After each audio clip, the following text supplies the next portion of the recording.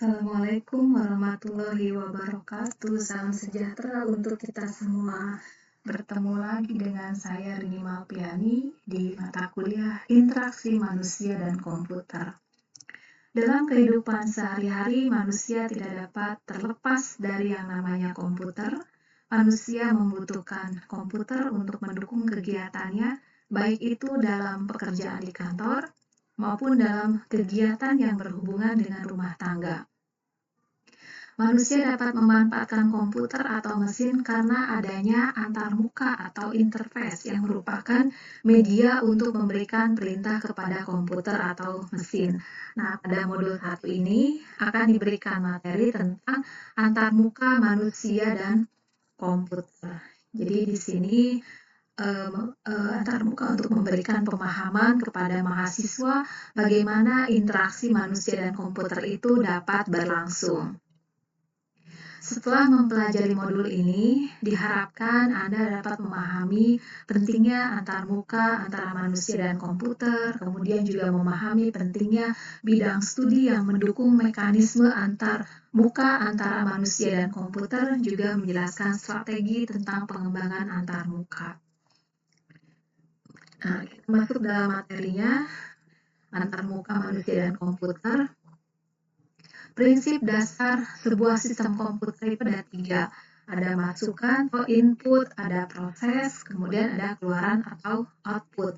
Nah, manusia sebagai pengguna atau user komputer, dia akan memberikan data masukan kepada komputer. Data masukan ini nanti biasanya berupa angka maupun deretan karakter. Nah, data masukan ini kemudian diolah atau diproses oleh komputer menjadi keluaran atau output yang diharapkan atau diinginkan oleh si pengguna. Nah, ketika seseorang bekerja dengan sebuah komputer, secara disadari atau tidak, sebetulnya dia sedang berinteraksi dengan komputer menggunakan cara-cara tertentu. Interaksi terjadi ketika pengguna ini memasukkan data yang kemudian akan ditanggapi oleh komputer dengan menampilkan suatu keluaran ke layar tampilan atau ke media cetak. Dari jargon masukan, proses keluaran tadi, pengguna memang tidak tahu menahu atau bahkan tidak ingin tahu dengan proses yang sesungguhnya terjadi di dalam sistem komputer ini. Jadi dengan kata lain, lewat masukan dan keluaranlah pengguna dan komputer itu saling berinteraksi. Nah, interaksi antara pengguna dan komputer dapat terjadi jika tersedia media interaksinya. Media ini diperlukan agar pengguna dan komputer itu dapat saling berinteraksi. Media interaksi ini diwujudkan dalam bentuk antarmuka atau interface.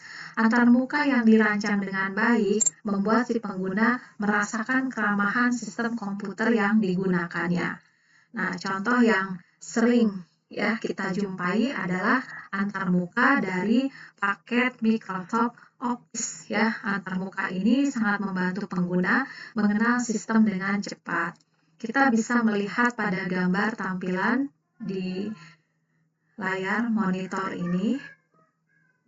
Pada gambar 1.1 ini menunjukkan Microsoft Word, kemudian ada Microsoft Excel dan ada Microsoft PowerPoint. Ini terlihat konsistensi dalam tampilan dan fitur paket di antara Microsoft Office ini. Konsistensi ini merupakan salah satu faktor yang diperlukan untuk membuat antarmuka yang user-friendly.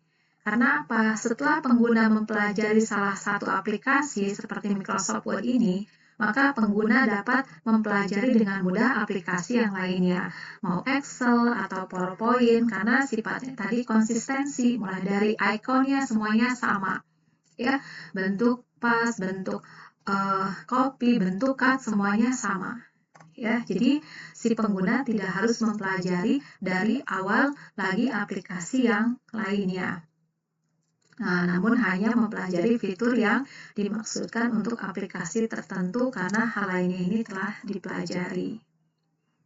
Nah, interaksi manusia dan komputer juga dapat digambarkan melalui contoh program yang sederhana pada gambar 1.4 ini menggunakan bahasa pemrograman Python Dalam program ini dapat dilihat contoh sederhana interaksi, yaitu ketika pengguna menerapkan statement raw input ya dan atau input. Ketika komputer mengolah statementnya ini, komputer meminta pengguna untuk memasukkan data ke komputer. Selanjutnya ada statement print yang digunakan untuk mencetak hasil proses yang telah dikerjakan oleh komputer tadi. Nah, gambar 1.4 ini menunjukkan contoh penggunaan statement raw input, input, dan print pada bahasa pemrograman Python yang digunakan untuk meminta masukan dari pengguna dan mencetak keluaran hasil eksekusi program. Nah, nomor baris ini yang dituliskan pada gambar 1.4a ini hanya digunakan untuk mempermudah saja ya, mempermudah penulis menjelaskan satu atau sekelompok statement pada program yang dimaksud. Nah, program pada gambar 1.4a ini mempunyai dua buah statement raw input, satu buah statement input, dan 5 buah statement print. Ya. Yang salah satunya ini yang baris ke-13 kosong, ya, tidak diikuti apapun. Nah, variasi statement print ini fungsinya sama, yaitu untuk mencetak suatu keluaran hasil eksekusi program. Ya, hasilnya bisa dilihat di gambar 1.4b ini. Ya. Jadi perbedaan antara statement raw input dengan input, ya, bahwa raw input ini penggunanya diperbolehkan memasukkan sembarang karakter. Ya, sementara kalau input pengguna hanya diperbolehkan untuk memasukkan data angka. Jika dilanggar, maka interpreter Python ini akan menampilkan pesan salah. Nah, ketika program dijalankan, maka pada layar pertama kali itu akan terlihat pesannya itu nama Anda. Ya, nama Anda ini. Dengan pesan ini, komputer meminta pengguna memasukkan sembarang kombinasi karakter yang akan dianggap atau diterima sebagai nama pengguna. Setelah pengguna memasukkan namanya atau sembarang kombinasi karakter yang bebas, pesan kedua akan muncul alamat Anda. Ya, hal ini juga sama, komputer kembali meminta pengguna untuk memasukkan data yang akan dianggap sebagai alamat pengguna. Setelah pengguna memasukkan alamatnya, selanjutnya pesan usia Anda. Ya, akan muncul nih usia Anda. Di sini pengguna diminta memasukkan sembarang bilangan yang akan dianggap atau diterima sebagai usia pengguna. Ya, ingat kalau input itu hanya untuk bilangan ya atau angka. Nah, setelah pengguna mengisikan nilai untuk ketiga data yang diminta, komputer nanti akan menampilkan hasilnya, yaitu 5 baris terakhir. Ya, ini 5 baris terakhir, termasuk 1 baris kosong yang terlihat pada gambar 1.4b ini.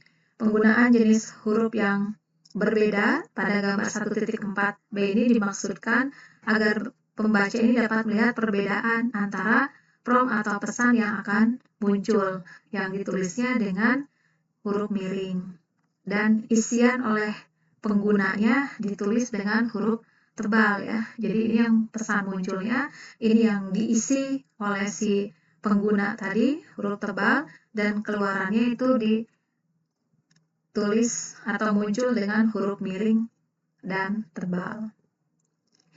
Contoh yang sama, tampilan nama Anda, alamat Anda, dan usia adalah pada program Java.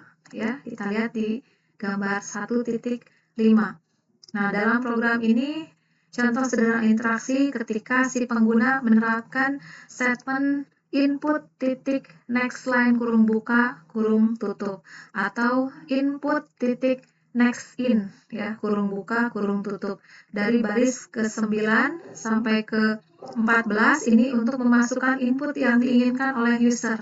Ketika komputer mengolah statement ini, komputer meminta pengguna untuk memasukkan data ya ke komputer. Selanjutnya ada statement system titik out titik println ya, kurung buka kurung tutup. Ini digunakan untuk mencetak hasil proses yang telah dikerjakan oleh komputer ini.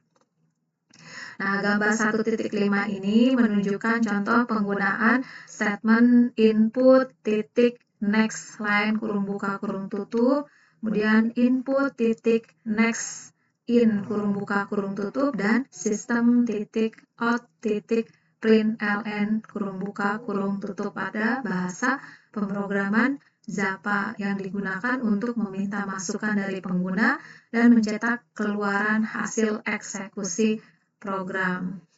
Nah, nomor baris yang dituliskan pada gambar 1.5 juga ini hanya digunakan untuk menjelaskan saja ya statement pada program yang dimaksud.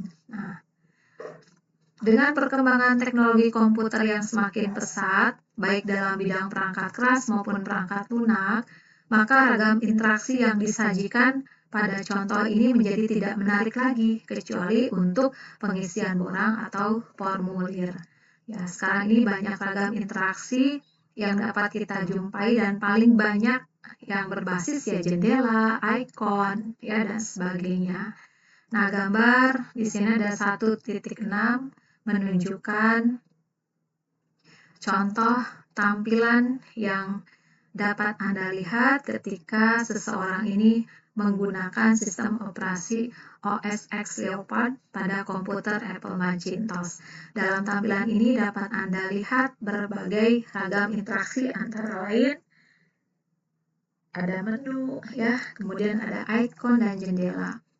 Nah, ini berbagai macam interaksi ini akan dibahas di modul selanjutnya. Nah, interaksi manusia dan komputer untuk seterusnya disingkat dengan IMK adalah sebuah disiplin ilmu yang mempelajari tentang perancangan, implementasi dan evaluasi sistem komputasi interaktif dan berbagai aspek yang terkait. Nah, sebelum membahas disiplin ilmu apa saja yang ada dalam IMK, kita pelajari dulu apa sih pengertian dari interaksi. Nah, interaksi dalam Kamus Besar Bahasa Indonesia didefinisikan sebagai hal saling melakukan aksi, hubungan antara orang yang satu dan yang lain dengan menggunakan bahasa. Interaksi adalah komunikasi yang terjadi ketika dua objek atau lebih mempengaruhi atau memiliki efek satu sama lain. Komunikasi ini akan berjalan baik jika salah satu objeknya itu tidak mengalami hambatan. Ya, interaksi manusia dan komputer merupakan komunikasi dua arah antara pengguna dengan sistem komputer yang saling mendukung. Hal ini berarti bahwa interaksi antara manusia dan komputer tidak hanya bergantung pada antarmuka atau interface saja, namun juga bergantung pada aspek-aspek dari sisi pengguna, rancangan yang akan diimplementasikan, serta fenomena lingkungan. Ya, jadi dari perspektif ilmu komputer, fokus IMK ini adalah pada interaksi. Ya, khususnya apa? Interaksi antara satu atau lebih manusia ya sebagai pengguna komputer dan satu atau lebih mesin komputasi atau kita kenal dengan komputer. Nah, situasi klasik yang sering kita jumpai adalah penggunaan program yang berbasis grafis yang interaktif. Jadi dengan memperluas pengertian tentang interaksi, manusia dan mesin akan membawa kita kepada topik yang lebih luas lagi nanti ya, yang tidak mungkin dipisahkan dari IMK, seperti ada piranti keluaran, masukan, karena itu sebagai alat input ya dalam pemrosesan komputer termasuk dalam lingkungan kerja. Nah, selain sudut pandang tadi, interaksi manusia dan komputer, terdapat beberapa sudut pandang lain yang akan menempatkan fokus IMK secara berbeda dibandingkan ilmu komputer yang lainnya. Seperti halnya fokus tentang basis data yang berbeda antara sudut pandang ilmu komputer dengan sudut pandang bisnis. IMK ini merupakan bidang antardisiplin ilmu dan masing-masing disiplin ilmu ini memberi penekanan pada aspek yang berbeda.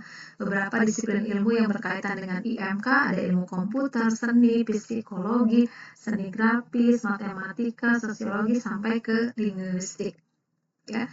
Seperti yang kita ketahui, ilmu komputer ini akan membahas tentang perancangan aplikasi dan rekayasa atau perancangan antarmuka agar dapat digunakan oleh manusia dengan mudah ya. Kemudian ada seni mempelajari bagaimana tampilan aplikasi itu bisa menarik si pengguna.